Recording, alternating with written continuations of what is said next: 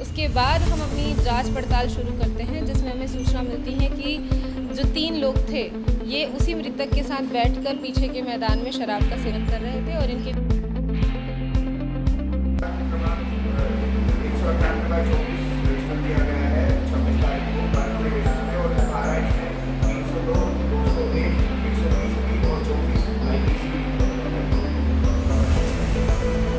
मोहन नगर थाना अंतर्गत एक संदिग्ध रूप से हत्या हो जाती है। उस हत्या पर हम सीधा बात करेंगे। जो डीएसपी मैडम है मोहन नगर थाना के जो इंचार्ज हैं उनसे बात करेंगे। मैम, क्या है घटना, उसके बारे में?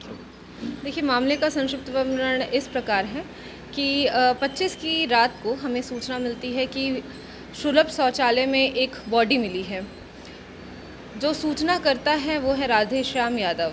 उसके बाद घटनास्थल पर हम पहुंचते हैं और उसके बाद मर्ग की कायमी होती है।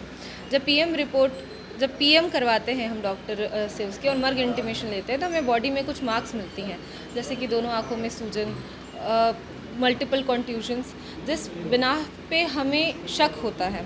उसके बाद हम सीसीटीवी फुटेजेस चेक करवाते हैं, जिसमें हमें सुलभ शौचालय में 3 लोग बॉडी को ले जाकर सुलभ शौचालय के अंदर रखते हुए दिखाई देते हैं, तो हमारा शक और ज़्यादा पुख्ता हो जाता है।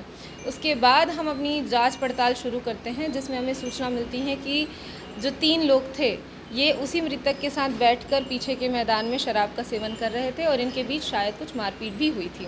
उसके बाद पुलिस आरोपियों को पकड़ने में लग जाती है, जो संदेहियों को पकड़ने में लग जाती है। संदेहियों को पकड़ने के बाद पूछताछ करने पर वो खुद हमारे सामने कन्फेशन करते हैं कि इनका आपस में पैसों का लेन देन था। जो मृतक है वो एक ठेकेदार था और जो आरोपी हैं वो उसके हलवाई थे। मृतक ने इनसे काम करवाया था और इसके पैसे नहीं दिए थे। उसी बेसिस पे इनके बीच वाद विवाद होता है। ये सब मिलकर प्लान करते हैं कि चलो इससे शराब पिलाते हैं, उसके बाद इससे पैसे लेंगे। जब ये नहीं देता है तो इसके साथ मारपीट करते हैं और उसके सीने पे पैर से, घूंसों से और कड़े से, छड़ी से इन्होंने वार किया, जिससे उसकी मृत्यु हो जाती है। मृत्यु होने के बाद ये उसे उठाकर बॉडी को, एविडेंस को मिटाने के लिए इसे सुलभ शौचालय के अंदर इसकी लाश को रख देते हैं और उसमें से आरोपी में से ही एक ने हमें फिर कॉल करके बुलाया।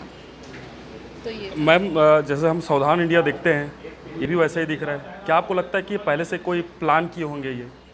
डेफिनेटली ये पहले से प्लान ही रहा है, क्योंकि बहुत सारे जो हमें एविडेंसेस मिले हैं, जो हमारी विवेचना में हमें चीज़ें मिली हैं, वो सारी चीज़ें प्लानिंग और एक कॉन्स्पिरेसी को ही इंडिकेट करती है। इसीलिए इसमें 120B जो कि है क्रिमिनल कॉन्स्पिरेसी की धारा भी जोड़ी गई है। मैम, ये इन जो आरोपी है इनके विरुद्ध कहीं और थाने में कई अपराध? उसकी हम जांच अभी कर रहे हैं। अभी तक तो हमें ऐसा कोई अपराध सामने नहीं आया है हमारे नज़र में, लेकिन हम देख रहे हैं कि अगर ऐसा कुछ होगा तो उसका भी रिकॉर्ड हम लगाएंगे। मैम, अभी आरोपी के विरुद्ध कौन सी धाराएं आप लोग लगाए?